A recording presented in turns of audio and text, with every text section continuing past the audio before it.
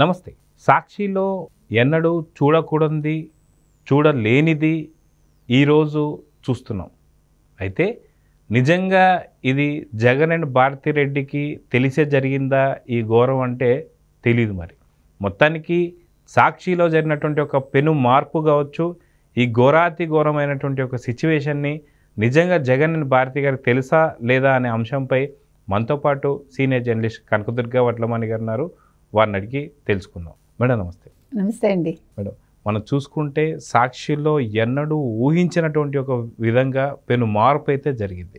So నిజంగా ఇది Jagan and Bharathi Reddy గారు ఇద్దరు కూడా లండన్ ప్రయాణంలో ఉన్నారు కాబట్టి వాళ్ళకి తెలియకుండా ఇంత అఘాయిత్యానికి సాక్షికి సంబంధించినటువంటి స్టాఫ్ పాల్పడిందా, లేదా తెలిసే జరిగిందా, లేదా డబ్బులకి ఇంత కకృతికి కూడా పాల్పడతాడా అనేటువంటి విధంగా ఇదైతే కనిపిస్తుంది. సో దీన్ని ఎలా చూడాలంటారు? అంటే మరి మార్కెటింగ్ హెడ్ ఎవరు, ఎడిటర్ ఎవరు, నిర్ణయం తీసుకున్నది ఎవరు, ఇవన్నీ కూడా ఆలోచించాలి.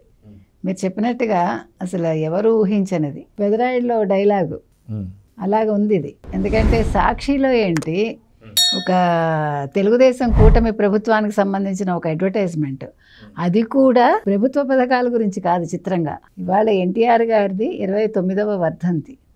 ఈ వర్ధంతి రోజు ఎప్పుడైతే 1 కోటి సభ్యత్వ నమోదు చేసుకుని 1 కోటి మార్కు దాటిందో తెలుగుదేశం పార్టీ, దానికి సంబంధించిన నివాళి ఇది.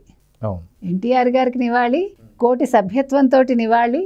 ఆ రకంగా లోకేష్ నేతృత్వంలో తెలుగుదేశం పార్టీ వ్యవస్థాపకుడు నందమూరి తారక రామారావు గారికి ఘన నివాళి ఆయన వర్ధంతి సందర్భంగా అని సాక్షి పేపర్ వేయడం అనేది మీరు చెప్పినట్టుగా కనీ విని ఎరుగని విషయం ఇది. అంటే అసలు నిజంగా మన చెవులే వింటున్నాయా ఈ మాటలు, మన కళ్ళే చూస్తున్నాయా ఈ యాడ్, ఇది ఆంధ్రజ్యోతి పేపరా లేకపోతే సాక్షి పేపరా అనే సందేహం ఆ పేపర్ చూసిన ప్రతి ఒక్కళ్ళకి కలుగుతుంది.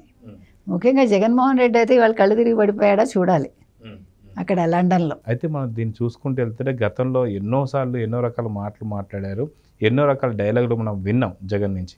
ఏంటి అంటే పార్టీ చూడడం, మతం చూడడం, కులం చూడడం, ఏది చూడడం అన్నట్టు మాట్లాడినటువంటి సందర్భంలో ఏది కూడా ఇప్పటిదాకా అలాంటివి వినింది లేదు, మనం చూసింది లేదు. కానీ ఫర్ ద ఫస్ట్ టైం ఏదైతే సాక్షి పేపర్లో ఈ యాడ్ చూడడంలో పార్టీ చూడడం అనేటువంటి పాయింట్ సక్సెస్ అయిందని చెప్పి అనుకోవాలంటారా? అంటే అండి, మీకు లాభం కలుగుతుందంటే పార్టీ చూడరు, అదే మీకు నచ్చకపోతే మాత్రం పార్టీ చూస్తారా? మీరు చెప్పండి నాకు, ఈ లాజిక్ ఏంటి? అంటే వాళ్ళు మీకు డబ్బులు వస్తాయని పార్టీ చూడరా? అంటే అంత దిగజారిపోయారా మీరు? అంత డబ్బులు లేకుండా ఉన్నారా వైసీపీ వాళ్ళు? ముఖ్యంగా సాక్షి మీడియా జీతాలు అప్పుడు చాలా ఎక్కువ ఇచ్చేది కదా సాక్షి మీడియా, మీకు గుర్తుంటే. ఇప్పుడంటే మనకు తెలియదు.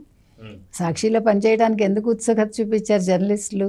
శాలరీస్ బాగుంటాయి అని, అంతే కదా, తప్పులేదు అది. ఎందుకంటే బతకాలి కాబట్టి జర్నలిస్ట్ ఆలోచించుకుంటాడు, అందులో ఏమీ మనం దాన్ని నిందించడం ఏమీ లేదు, అందుకంటే వాళ్ళని తక్కువ చేయటం లేదు. కానీ జగన్ దిగజారడాన్ని ఎలా చూడాలంటారు? అంటే ఇప్పుడు జగన్మోహన్ రెడ్డి సమాధానం చెప్పాలి, ఇవాళ షర్మిల అడగాలి దీని మీద. షర్మిల ప్రశ్నించాలి, విజయలక్ష్మి గారు ప్రశ్నించాలి. ఎందుకంటే ఇది చిన్న విషయం కాదు. ఏదైతే ఆయన అంటే కళ్ళు తెరిచినా కళ్ళు మూసినా ఆయన కళ్ళ ముందు కనిపించే ఒక పార్టీ కావచ్చు, పార్టీ నేత కావచ్చు చంద్రబాబు నాయుడు కాబట్టి ఇవాళ మరి ఆ పార్టీకి సంబంధించిన ఒక యాడ్ ఇవ్వడం అనేది, మరి లక్ష్మీపార్వతి ఏం చేస్తుంది? వాళ్ళ కళ్ళు తిరిగి పడిపోతుంది ఆవిడ. మరి ఆవిడ మాట్లాడాలి. ఇవాళ కూడా తిట్టింది కదా, నేను నీకు అత్తగారిని కాకపోతానా అని ఇవాళ అడిగింది ఆవిడ ఎన్టీఆర్ ఘాట్ దగ్గర. ఇవన్నీ చూస్తుంటే సంక్రాంతికి కొత్త అల్లుని పిలిచేదో భోజనం పెట్టినట్టుగా అత్తగారులా మాట్లాడినట్టు మాటలు మనం చూసాం లక్ష్మీపార్వతి. ఇది ఒక ఎత్తు అయితే, గతంలో ఇదే సాక్షి పేపర్లో నారాసుర రక్త చరిత్ర అంటూ చంద్రబాబు నాయుడు గారి పైన, లోకేష్ గారి పైన, పార్టీ పైన మనం చూసాం. సో ఈరోజు అదే పేపర్లో నారా లోకేష్ గారు అనగానే రెడ్ బుక్ గుర్తొచ్చేటువంటి ఒక సాక్షి ఛానల్ కావచ్చు, పత్రికలు కావచ్చు, ఈరోజు లోకేష్ గారు ఎలివేట్ చేస్తూ ఈ యాడ్ని ఎలా చూడాలంటారు? అదే చెప్పేది. మీరు చెప్పిన రెడ్ బుక్ ఏమైపోయింది, లోకేష్ మీద కక్ష ఏమైపోయింది. వాళ్ళు లోకేష్ పేరుతోటి ఓ పక్క లోకేష్, మధ్యలో ఎన్టీ రామారావు గారు, ఓ పక్క చంద్రబాబు నాయుడు. అసలు ఇవాళ వీళ్ళ జన్మలు ధన్యమయ్యాయా లేకపోతే వైసీపీ వాళ్ళ జన్మ ధన్యమైందో మనకు తెలియదు. ఒకటి. రెండోది, ఇక్కడ కిందన ఏమిచ్చారో మీరు ఇంకో విషయం గమనించాల. 1 కోటి సభ్యత్వాలు నమోదయ్యాయి. 1 కోటి అంటే 1,05,00,000 ఎంతో. తర్వాత ఇంకొక ముఖ్యమైన విషయం ఏంటంటే 11 నియోజకవర్గాల్లో, 11 గుర్తుపెట్టుకోండి, 11 నియోజకవర్గాల్లో 1,00,000కు పైగా మార్కు దాటింది. 105 నియోజకవర్గాల్లో 50,000 దాటింది. కాబట్టి ఇక్కడ ఈ 11 అనేది పాపం జగన్మోహన్ రెడ్డికి బాగా గుర్తుంటుంది. అంటే ఆయనకి ఇష్టమైన సంఖ్య కదా, అందుకని మనం 11 నియోజకవర్గాలు అంటున్నాం. సో ఏది ఏమైనా ఇవాళ సాక్షి ఈ రకంగా ఇవ్వడం అనేది, ఇప్పుడు వాళ్ళు ఏం బదిలిస్తారు? చెల్లెల్ని పచ్చచీర కట్టుకున్నందుకు మరి అంతలాగా దిగజారి మాట్లాడిన జగన్మోహన్ రెడ్డి, ఆవిడ క్యారెక్టర్ అసాసినేషన్ చేసిన జగన్మోహన్ రెడ్డి ఇవాళ తన స్టాఫ్ని తీసేస్తాడా ఈ యాడ్ వేసిన వాళ్ళని? తర్వాత ఈ పేపర్ చూసిన వాళ్ళని ఏం చేస్తాడు? దానికి ఆయనే ఆన్సర్ ఇవ్వాలి. ఎందుకంటే నువ్వు వేయడం ఎంత తప్పో చూడటం కూడా అంతే తప్పు. మరి ఇప్పుడు నీకు దానికి కూడా నువ్వు బాధపడాలి కదా. అయ్యో నా సాక్షి పేపర్లో ఈ రకంగా వచ్చిందే, నా పరువేంగాను, నేనేంటి ఇది వేయించడం ఏంటి అని అనుకుంటాడు కదా. నేను లేకపోతే వీళ్ళకి ఇంత ధైర్యం ఎక్కడి నుంచి వచ్చింది అనేది ఒక ఆలోచన రావాలి ఈ పాటికి. వస్తే రేపు ఎడిటర్ ఉంటాడా, మార్కెటింగ్ హెడ్ ఉంటాడా, ఉండడా, ఇవన్నీ సజావుగా సాగుతాయా, ఫ్యూచర్లో కూడా యాడ్స్ వేసుకుంటారా? ఇప్పుడు దాని మొత్తం అసలు ఆల్రెడీ సాక్షి మీరు ఆ పైన లోగో అది చూసినప్పుడు అక్కడ పసుపే ఉంటుంది. అది మనం గతంలో కూడా మాట్లాడుకున్నాం. మరి అది కూడా మార్చాలి, లెక్క ప్రకారం నీలం చేసుకోవాలి. కానీ నీకు ఆ పచ్చదనమే నీకు వచ్చింది కాబట్టి నువ్వు గమ్మున నువ్వు నీ పేపర్ నడుపుకుంటున్నావు. ఇప్పుడు మొత్తం పసుపుమయం చేసావంటే మరి దీనికి ఏ రకంగా ఆన్సర్ ఇస్తాడు? ఇది అంటే ఇప్పుడు లోకేష్కి నిజంగా ఇవాళ ఒక మంచి రోజు అండి. తాతగారి వర్ధంతి రోజు లోకేష్కి మంచిగా జరిగింది నన్ను అడిగితే. అంటే నీ ప్రత్యర్థి పేపరు నిన్ను ఎలివేట్ చేసింది ఇవాళ. నిన్నటి వరకు తిట్టిన నోళ్ళు ఇవాళ నిన్ను మెచ్చుకున్నాయంటే ఇంతకంటే నీ ప్రతిభకి తార్కాణం ఏం కావాలి? నిజంగా it's a good day for Lokesh, నిజంగా చెప్తున్నానండి. అదేవిధంగా నందమూరి తారక రామారావు గారు కూడా ఇవాళ ఆనందపడతారు.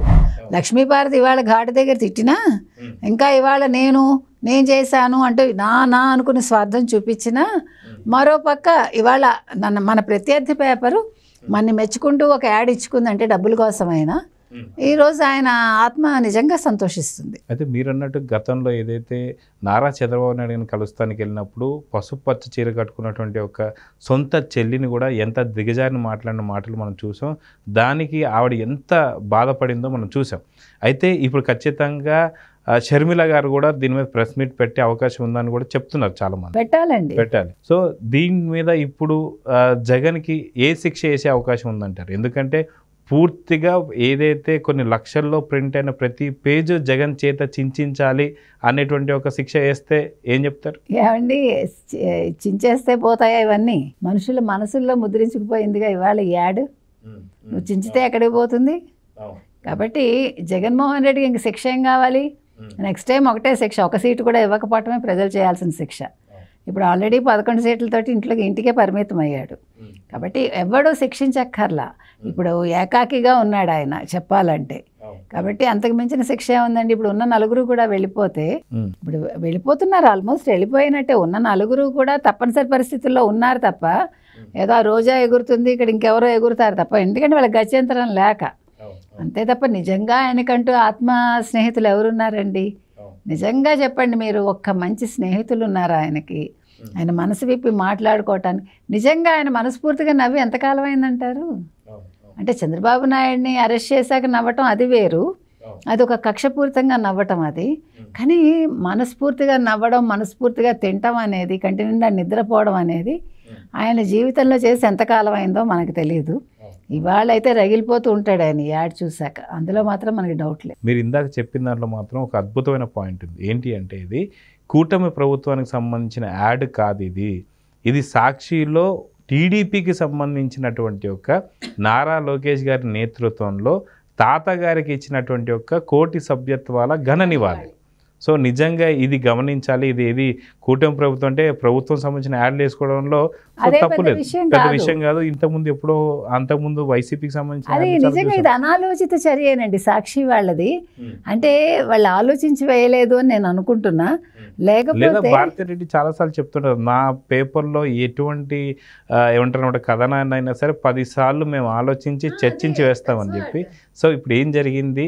లండన్కి వెళ్ళిపోయారు కాబట్టి చాలా ధీమాగా వేసారా లేదా అనేటువంటి మాత్రం ఖచ్చితంగా మీరు అన్నట్టు బయటికి తెలియాలి.